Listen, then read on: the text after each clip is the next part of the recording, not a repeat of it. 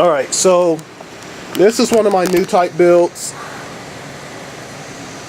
and you can see it has a 750 gold EVGA, got 4 P106 mining cards, and I also have a fan hooked up to this in the back to kind of keep the room cool, and all together with that fan hooked up it's pulling 381 watts.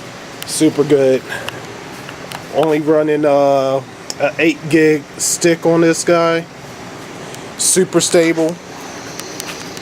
And I made this frame with a wall frame from Home Depot, so I think total that plus the backing board and the washers may have ran me like 15 bucks or so. But very cost efficient mining rig, low heat output, and yeah.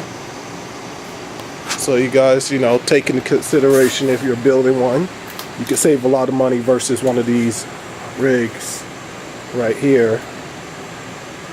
Think what, 15-20 bucks rig versus a $200 rig. A lot of savings there, and all that comes into play when you're doing crypto mining. Thank you guys. Take care.